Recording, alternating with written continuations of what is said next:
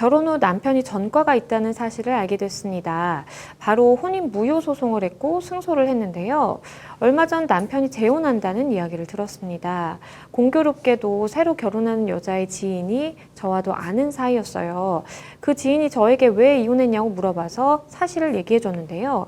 전 남편이 전화가 와서는 왜 그 얘기를 남한테 했냐면서 저 때문에 재혼이 어려워지게 됐다고 뭐라고 하는 겁니다. 저는 또 전과를 속이고 결혼하면 사기가 아니냐고 응수했는데요. 저를 명예훼손으로 고소하겠다고 하는데 사실을 말한 것도 제가 될지 궁금합니다.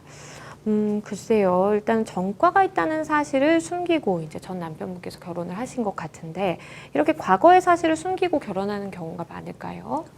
많죠. 많죠. 뭐, 일단은 전혼의 경력, 그러니까 재혼인지, 지금 혼인이 재혼인지, 삼혼인지 이런 걸 숨기는 경우도 있고, 그 밖에 본인에게 있는 질병이라든지, 여러 가지 부분을 숨기는 경우가 많은 것 같습니다. 그리고 그것이 혼인 이후에 탄로가 난 경우에 대해서는 굉장히 배신감이 상당한 것 같습니다. 네.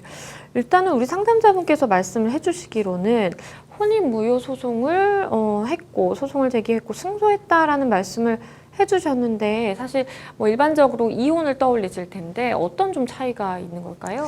그 사연을 읽어봤을 때 일단 먼저 전제적으로 말씀드릴 부분은 추정컨대 아마 그 상담자분께서 혼인 무효 소송이 아닌데도 불구하고 혼인 무효 소송으로 헷갈리시는 게 아닌가 싶어요. 왜냐하면은 우리 민법에서는 혼인 무효, 혼인 취소, 그리고 이혼 이 세 가지를 다 구별을 해두고 있습니다. 그리고 해당 사유가 있을 때에만 그 방법을 쓰도록 되어 있는데요.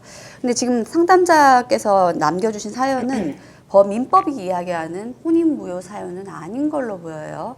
그럼 혼인무효 사유는 어떤 거냐? 이런 겁니다. 서로 혼인하겠다, 결혼하겠다는 의사 합치도 없었다. 그러니까 나는 전혀 그런 사람과 혼인을 할 생각도 없었는데 내 인감도장이랑 신분증 가지고 가서 일방적으로 혼인신고해버린 경우, 갑자기 내가 기혼자가 되어버린 경우, 이런 경우를 의미하는 거죠. 그런 거. 그 다음에 8촌 이내의 친척들 사이에 혼인하는 거. 그다음에 양부모 사이에, 그러니까 양부모와 양친자 사이에, 양자 사이에 혼인하는 거. 그러니까 극심한 경우죠. 우리 주변에서 이런 경우 잘 못 봅니다. 그렇기 때문에 지금 상담자께서 속았다. 그 남편에게 전과가 있다는 걸 속고 결혼을 했다라는 건 지금 민법이 이야기하는 혼인무효 사유에 해당할 여지가 없는 것으로 보이고요. 오로지 혼인 취소 사유에 해당하는 것이 아닌가 싶습니다. 실제로 민법은 혼인 취소 사유로 말을 하기를 사기로 인한 혼인인 경우에는 혼인을 취소할 수 있다라고 이야기를 하고 있거든요. 실제로 이 사건이 바로 그 사안인 거죠.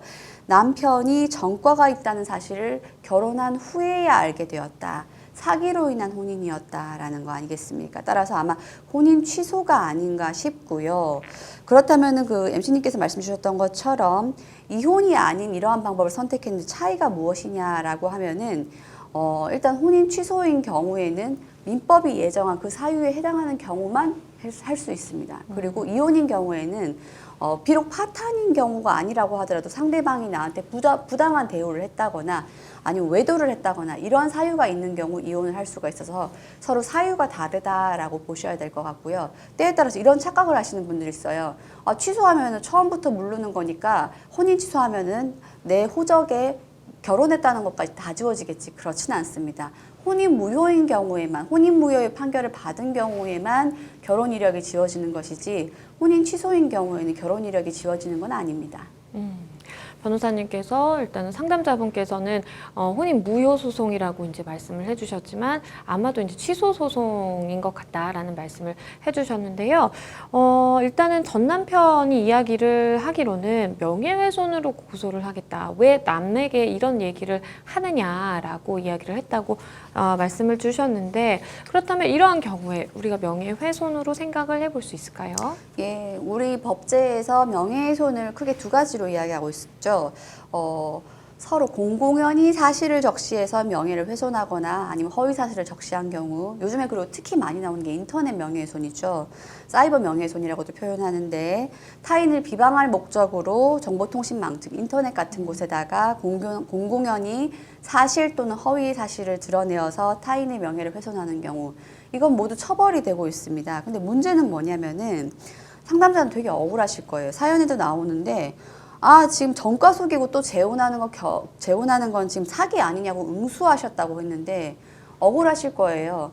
전과 있는 사람이 전과를 속이고 또 새로운 여성과 결혼하려고 하면은 나 말고 또 2차, 3차 피해자 양산하려는 거 아니냐라고 해서 어찌 보면 정의 구현을 위해서 어찌 보면 새로운 피해자를 막기 위해서 이렇게 하셨을 것 같은데 안타깝게도 우리 법에서는 진실한 사실을 이야기하는 경우에도 명예훼손이 된다고 이야기를 하고 있습니다.